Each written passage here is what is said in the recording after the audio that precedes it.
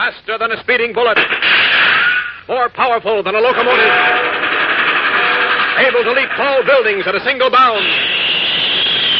Look, up in the sky. It's a bird. It's a plane. It's Superman. Kellogg's Pep. P-E-P, Pep. Kellogg's Pep, the Sunshine Cereal, presents The Adventures of Superman.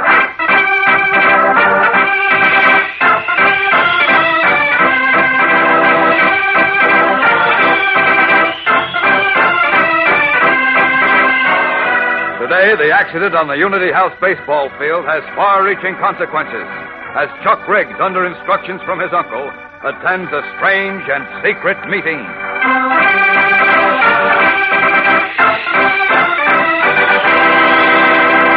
Hello there, gang. This is your pal Dan McCullough. You know, this week's Pep Dish of the Week is sure hitting a lot of home runs for a lot of appetites. Makes breakfast a big league affair. It's a strawberry doubleheader, right in tune with the times and your taste. Here's the idea. You put half your regular serving of Kellogg's Pep, the Sunshine Cereal, in the bottom of your bowl. Then a juicy layer of crushed fresh strawberries. Finish off with more Pep and a few plump berries that you've saved out. Add milk and sugar and pitch into your strawberry doubleheader. What a team. Fine ripe berries sandwiched between layers of Kellogg's Pep. A pennant winner, believe me, because Pep is crisp and tender and light. Pep is loaded with that sparkling sunshine flavor that gives your appetite the old come on. Why, Kellogg's Pep always tastes so terrific, you don't waste any time finishing off every spoonful in your bowl. Now, that helps avoid wasting cereal, you know, which is particularly important these days when the cereal grains are being sent to fellows and girls all around the world. So, gang, when Mom brings Kellogg's Pep home from the grocer's, keep this in mind.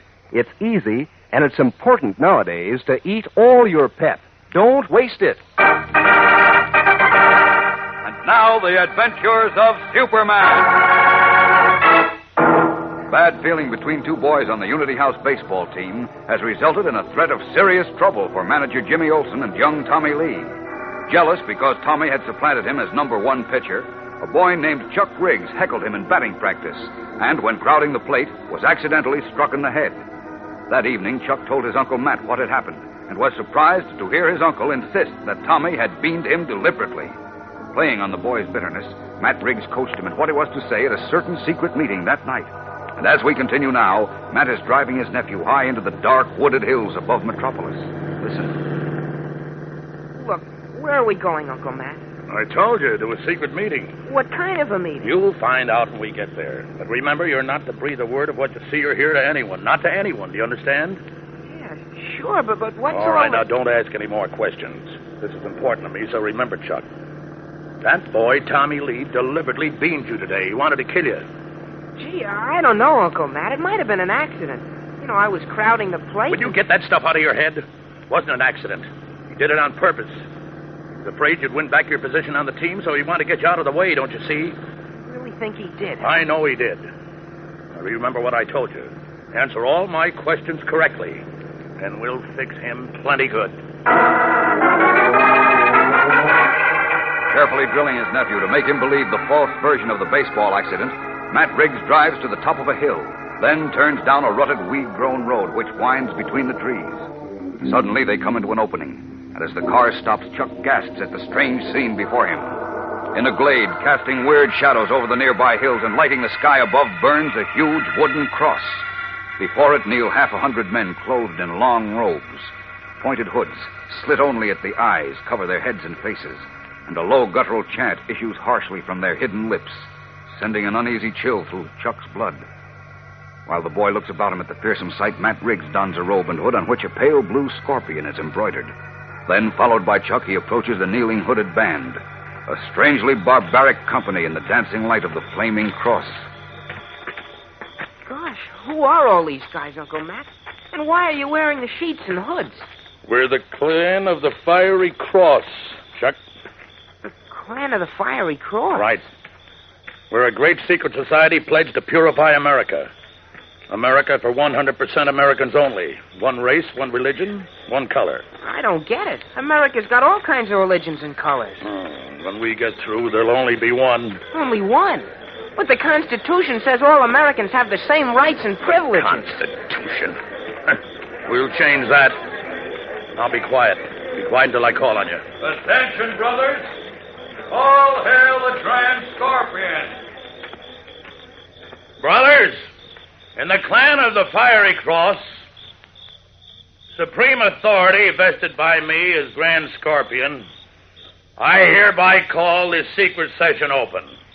Arise now, and by the light of the flaming symbol of our creed, make the sign of fealty to our sacred vows. Rising to their feet, the robed and hooded figures solemnly place their right hands over their hearts, and crossing the first two fingers of their left hands, extend them toward the burning wooden cross. As under their breaths, they repeat the anti-democratic oath of the Klan. Brothers, as your leader, I felt it my duty to call this special secret meeting tonight because of something of terrific importance to all of us that took place today. Something proving that our sworn enemies have risen against us.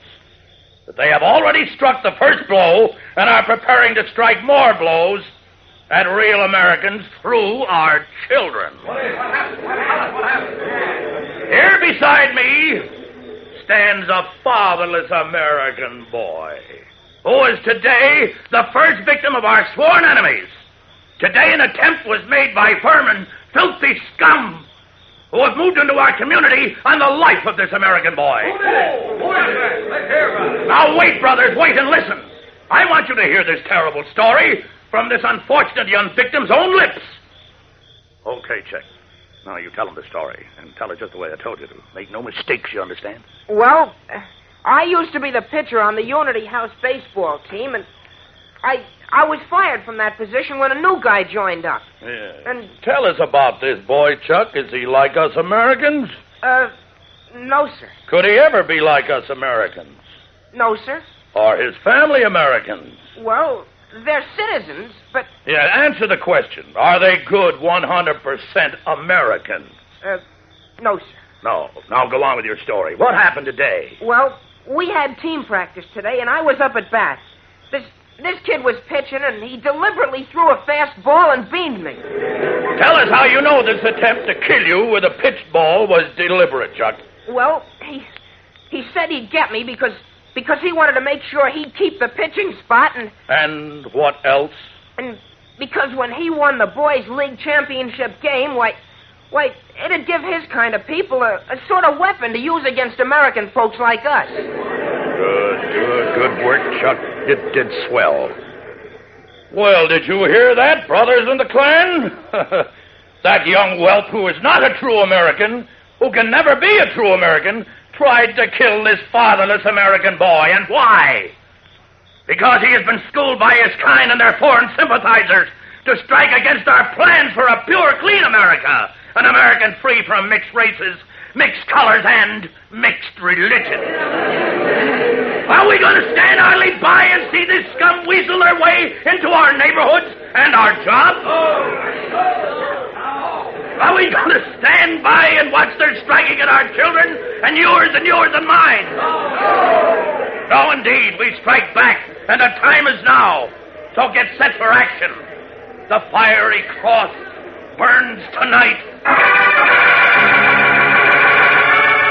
Hard hammering with fear, Chuck Briggs begins to feel the icy fingers of doubt creeping up his spine as he watches the fanatical fury aroused in the hooded men by his Uncle Matt against what he knows to be a family innocent of offense. But he is powerless to stop the frenzied Klan's first act of blood-chilling violence scheduled to take place that night. The following morning, Jim Olsen is alone in the Unity House locker room when Tommy Lee enters, his face wan and drawn. Oh, hiya, Tommy. You're late for practice. Hurry up and get into your uniform. No, Jim. I'm quitting the team. What?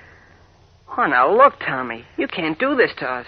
Why, we need you. Why, your pitching is the mainstay of the team. We'd fall apart without you. It's swell of you to say that, but... Oh, I mean it. Gotta have you for today's game. It's the playoff in the semifinals. Well, look, you know I'm not just doing this to let you and the other fellas down. It's just that... Well, I guess I might as well tell you. Last night, a burning cross was planted on our front lawn by a bunch of men wearing hoods and gowns. What? You know what that means to my family, don't you? Sheepers. That sounds like the Fiery Cross Clan. But But why you and your family? If you don't know, Jim, I can't tell you. I know how I can find out. Look, you go home and sit tight, Tommy. I'm going to see Mr. Kent and tell him about this. And right away. I'll see you later. Worried at the thought of losing his star pitcher and puzzled by Tommy's startling story, Jim Olsen rushes off to seek the aid of Clark Kent. What is behind this un-American threat to personal freedom and safety? We'll know more in a moment, so stand by for the startling climax of today's episode. Say there, what's the lowdown on breakfast at your house? Do you eat the solid sort of meal that helps start your day in high? Well, here's the dope about a breakfast dish that'll tease your appetite so you'll want to eat hearty. It's Kellogg's Pep, the Sunshine cereal, as terrific a treat as you'd ever hope to taste. Now, that Sunshine business is no fooling, you know. Pep fairly sparkles with sunny, golden toasted flavor. It even looks sunny and golden in the dish. And when you start to spoon it up, what a come-on you get. Your appetite sure wakes up smiling. Yes, sir, you can latch onto those crisp, tender flakes of Kellogg's Pep. And you get the good out of Pep's hearty whole wheat nourishment plus. So eat it all up, gang. Polish off your morning dish of Kellogg's Pep clean as a whistle. Because that's one way to keep from wasting it. And waste is particularly bad nowadays when we're sending the cereal grains to help give good nourishment to fellows and girls overseas. Think of that when Mom brings Kellogg's Pep home from the grocer's. Handle the package carefully if you pour your own Pep. And say, keep an eye on your younger brothers and sisters, too. You're on the beam if you eat all your Pep. Don't waste it. Alarmed when his star pitcher, Tommy Lee, told him he must quit the team because of a flaming cross, the terrifying warning symbol of the Fiery Cross Klan that was placed on the Lee lawn last night, Jim Olsen rushed to the Daily Planet, where we find him now discussing the outrageous incident with Clark Kent. I didn't know the Fiery Cross Klan was even organized in Metropolis, Mr. Kent. Neither did I, Jim. This is very bad news. And how?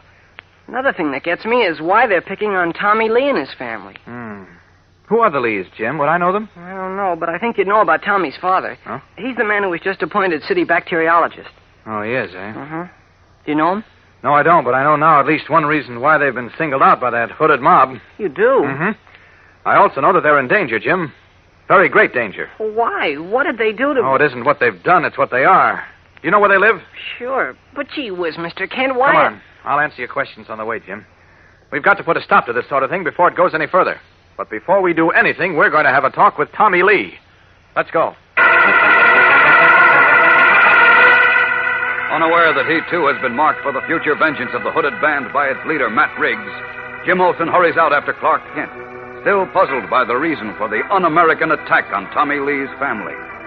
Why are these people the object of the vicious secret band's fanatical hatred? And what will happen to the Lees and to Jim Olsen if this grim, cowardly warning of intolerance is ignored? Tomorrow's episode is tense and exciting as Superman begins a fight against the most dangerous enemies to personal freedom and democracy in America. Tune in, same time, same station. Don't miss it. And remember, for breakfast, it's Kellogg's Pep. For excitement, the adventures of Superman. Superman is a copyrighted feature appearing in Superman DC comic magazines and is brought to you Monday through Friday at the same time by Kellogg's Pep, the Sunshine cereal.